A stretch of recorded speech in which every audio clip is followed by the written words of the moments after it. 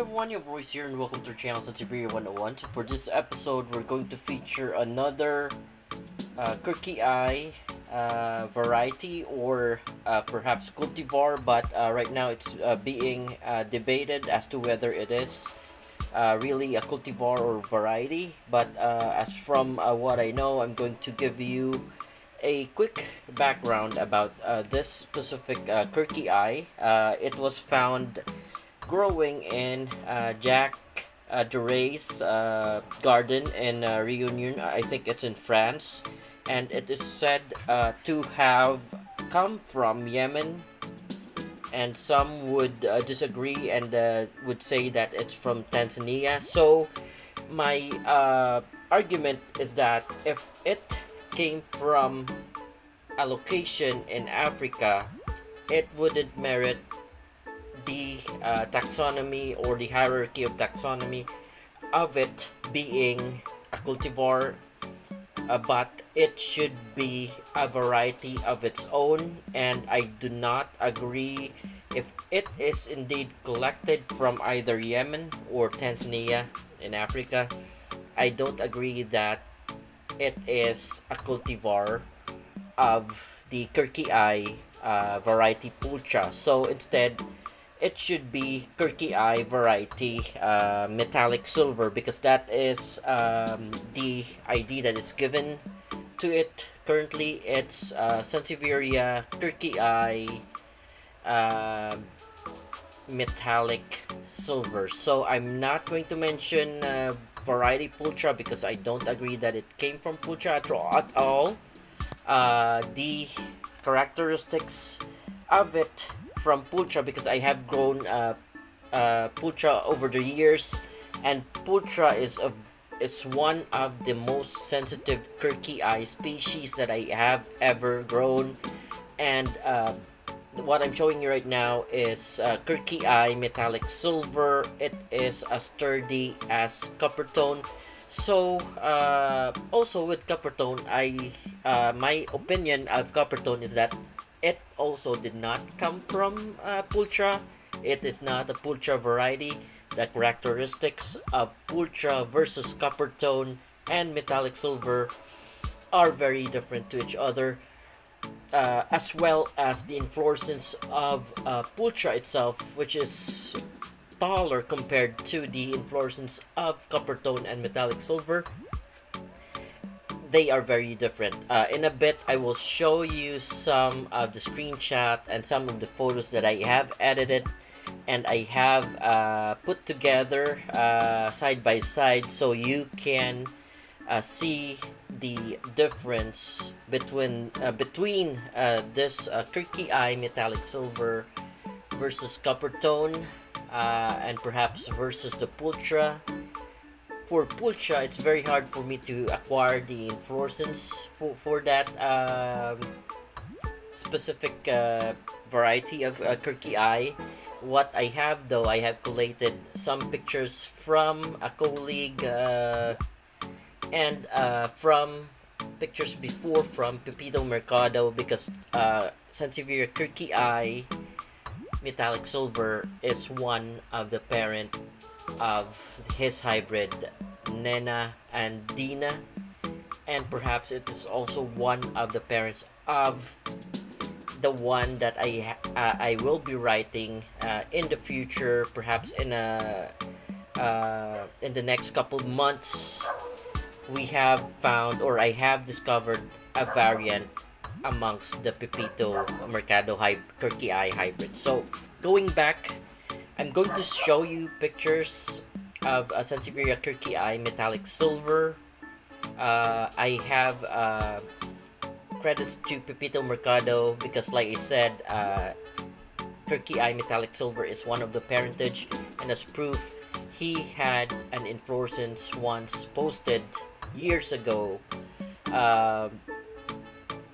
belonging to his specimen, which is kirkii metallic silver, and I will be posting them in a bit, together with the comparison, or perhaps as I discuss the difference, I would be posting them as an overlay with regards to the difference between copper tone, the inflorescence. I will show you side by side because for copper tone, I have just posted or uploaded the inflorescence for kirkii copper tone. I will refrain from including the var pultra because I don't really think it came from a mutation of variety pultra. I think they are collected from a location differently, which was lost and was not recorded. So I will refrain from using the word var pultra for copper tone and metallic silver because the characteristics are really far off from each other, including the inflorescence as well. So I can give you a comparison of copper tone and metallic silver, but I can't give you a inflorescence coming from the kirkii varpultra because it's very hard. That specimen of mine has not shown me any inflorescence and is a very sensitive species of the kirkii Sansevieria. Alright, so going back, this is how the leaf would look like. This is actually the new leaf. I can show you the older leaf. This is one of the older leaves, and you can see that it is a bit darker, but not really very different from the new leaf. Oftentimes, I've seen in online that people will sell you Sansevieria kirkii metallic silver, but what they are really selling is the kirkii copper tone. So my advice to people who want to have Sansevieria kirkii metallic silver, buy from the person who really has kirkii metallic silver or who have authentic kirkii metallic silver. So like I said, I will be putting overlays, and one of the difference between copper tone and kirkii metallic silver is the longitudinal lines. As you can see, the longitudinal lines of kirkii metallic silver matches to that of the longitudinal lines found in kirkii variety kirkii, which is very thin. So as you can see, I have the tool here to measure in millimeters the thickness of the longitudinal lines. So it's just 0.2 millimeters. This one perhaps 0.5, 0.3 to 0.5 millimeters in comparison to your copper tone, which will have, I can actually go to the place where we can find the copper tone, and here it is. It's kind of hard for me to hold the camera, but I will try and have a light on it so we can give a comparison. So we will measure that line over there. So from 0.3, folks, 0.3 for copper tone, you'd have a thickness of the longitudinal line, especially on the middle part. This one's actually thicker, but it's very hard for me to measure.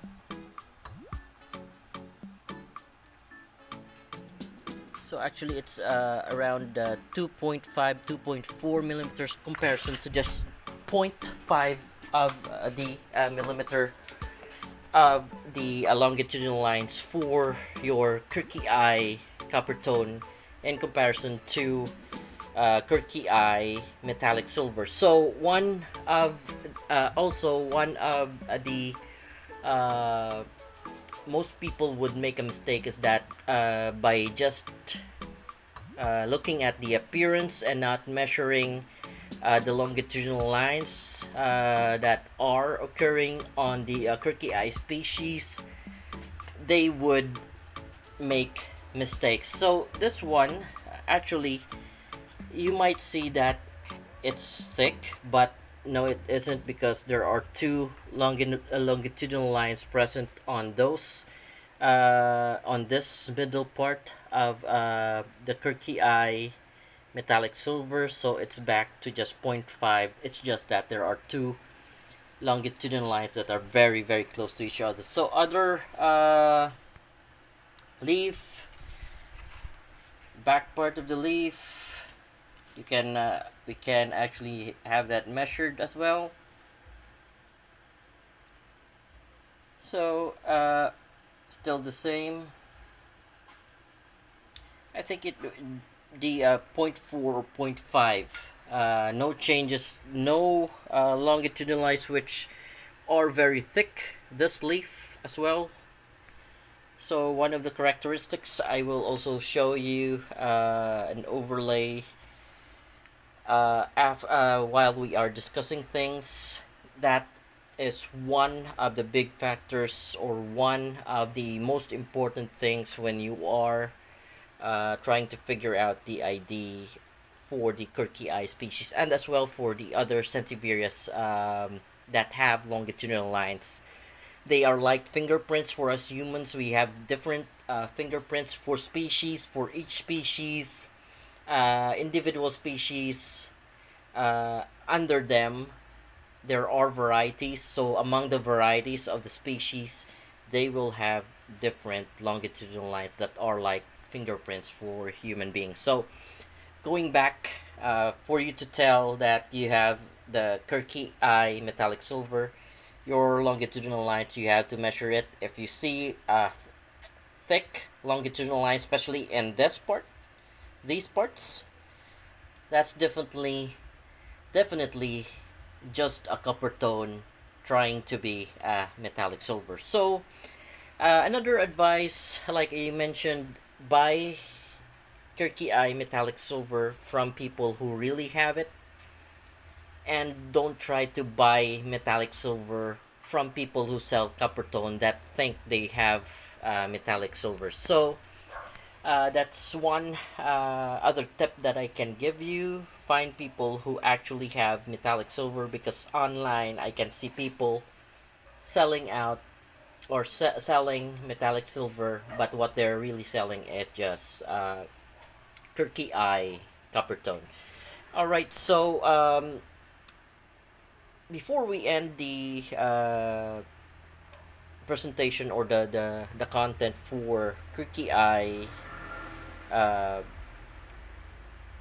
kirkii metallic silver, I would probably by now be giving you an overlay of how the inflorescence looks like, and the comparison to the of the inflorescence of kirkii metallic silver to kirkii copper tone, because like I said, the previous episode on the playlist of kirkii species was the kirkii copper tone, and I was gifted or blessed to have an inflorescence, and I spotted it from day one of having the bud. Usually people would not be able to notice it. It's very hard to spot. So that's what I'm doing. I'm really checking out my plants, the for any buds on the early stages, because that will most probably be left out by people who are documenting inflorescence for Sansevieria. All right, so before we end, if you have any questions or suggestions, before we end, let's take measurements like we always do just for this specimen. I have the tool here again, and we'll measure this leaf. It's also for the sake of documenting my plants, so I'm doing it. So the width of the specimen, my specimen of metallic silver is 78.1, and the length, we'll use the 24-inch ruler.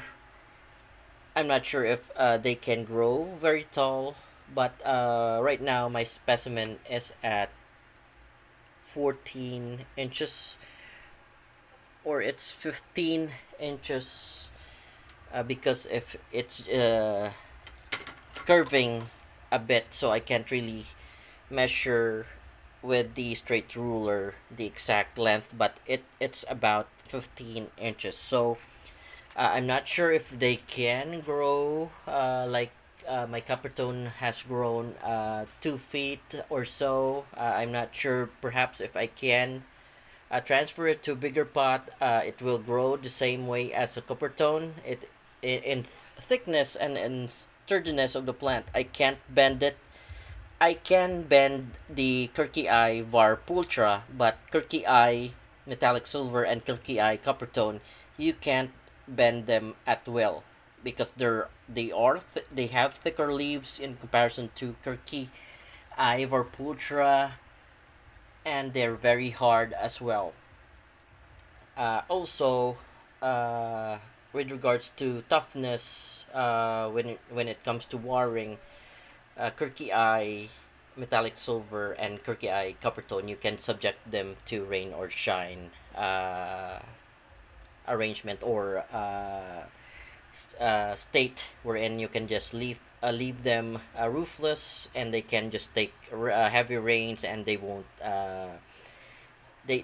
act up, or they won't rot from this part.